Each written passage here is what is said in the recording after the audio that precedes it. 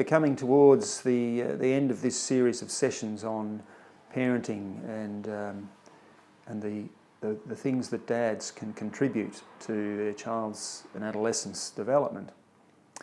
I hope it's emerged that parenting, if it needs any emphasis, is a complex task. But of course that's why it's so interesting and rewarding. It's certainly no precise science.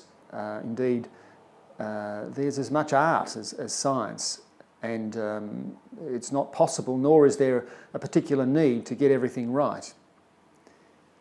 As Leonard Cohen so elegantly said, it's through the cracks that the light gets in.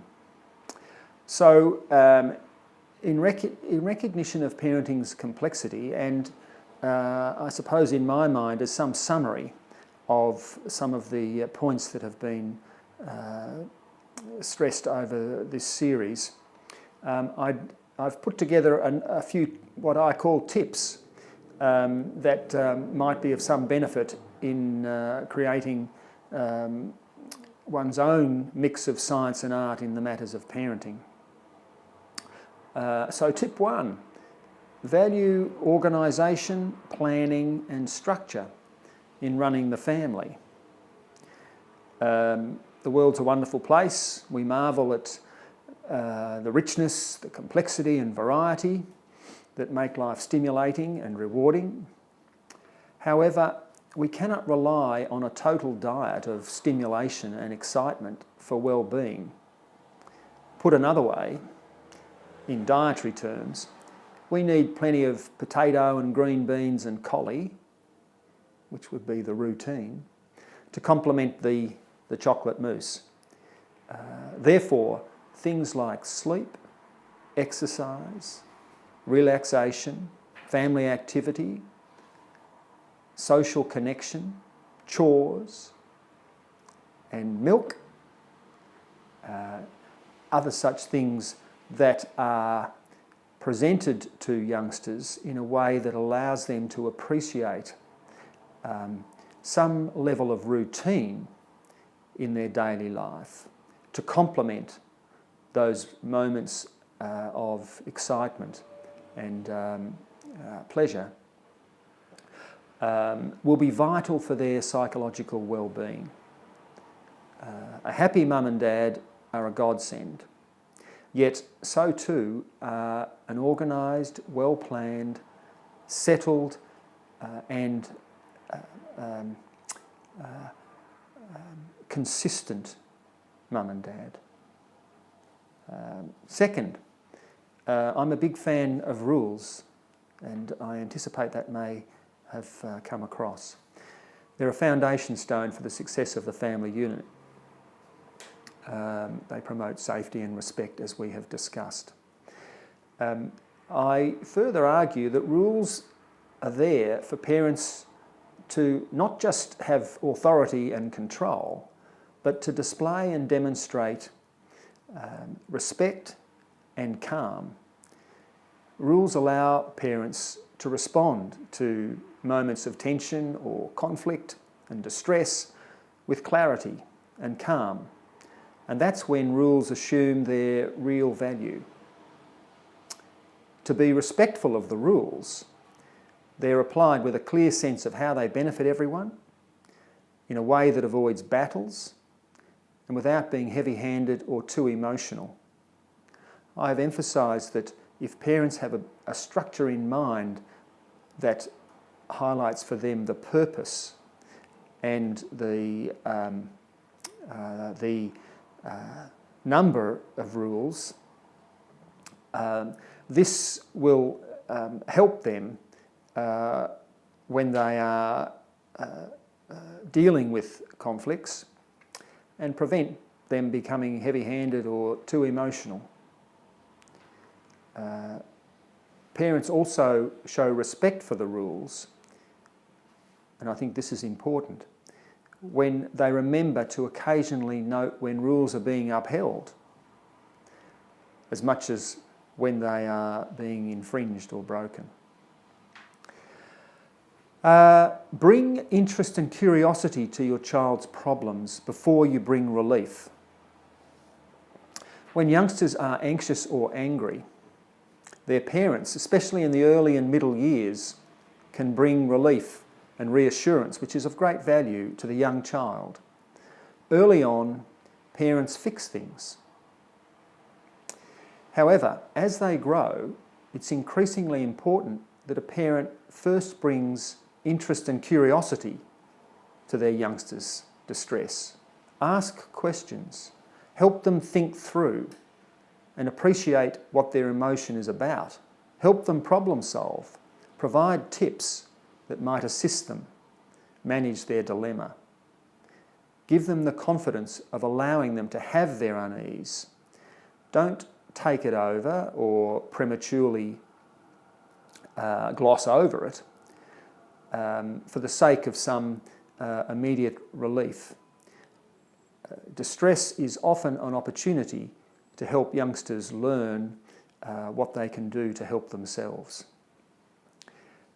Bring humour to the table, but beware of sarcasm and what I will call ageism. Youngsters enjoy humour and benefit when they are shown how to laugh at themselves and also how to see the funny side of things when things go wrong. Equally, they are wary and reserved and may become a bit more inhibited when those in charge are serious and severe and lack any humour. So humour and a sense of fun are invaluable. And I encourage parents and particularly dads to bring them to the table. One addition, maybe with particular reference to dads, dad jokes are valuable and appreciated in moderation. They grate a bit when they're overdone. Also beware of sarcasm and ageism, which I suppose is that tendency that parents have to idealise their own childhood and earlier days with comments like, well, in my day, or, this modern world's going to the shizen. Youngsters don't particularly enjoy those comments, whether they're right or not. 5, try not to act vulnerably, but by all means share vulnerability.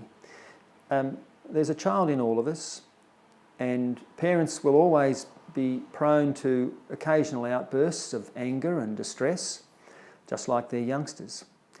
And this will reveal their own sensitivities and self-doubts.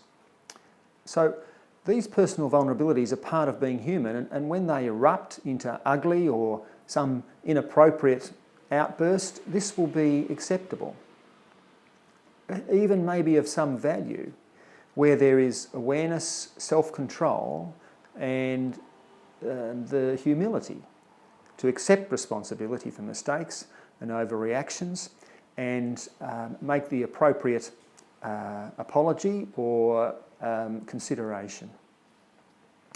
One that I think is important is a privilege is not a right. This might seem self-evident, and it is an age-old adage we've probably all heard. However, it's important that youngsters learn to recognise privilege.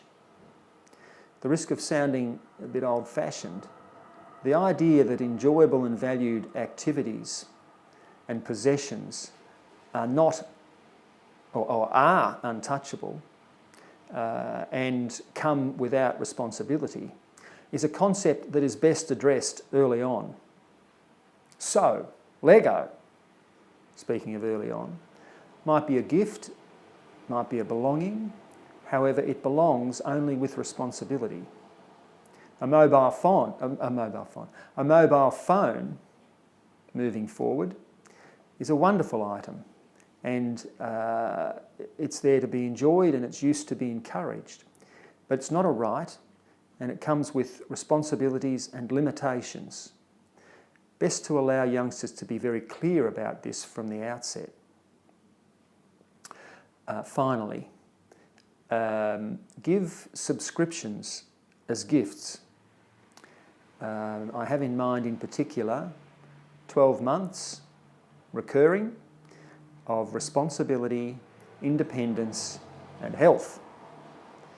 This is perhaps a clinical observation rather than scientific evidence. However, I'd argue that mental health and psychological well-being benefit exponentially with experience over time of being encouraged to be responsible, accountable and independent. Give young children decisions to make, responsibilities to manage and independence to enjoy. Set them a chore. Allow a little pocket money, just enough that they can safely decide what they do with it, and help them make amends when an error or misjudgment is made. Just on the issue of chores, I often say, again, perhaps from experience rather than scientific evidence, that no youngster is ever happy to have to do a chore. However, those that have chores and do them are happier than those that don't. Children might be given the choice of what activity they might participate in. We're thinking of health here, but not a choice about whether or not they get active and involved. So, 7 tips to consider, and good luck and enjoy the parenting years.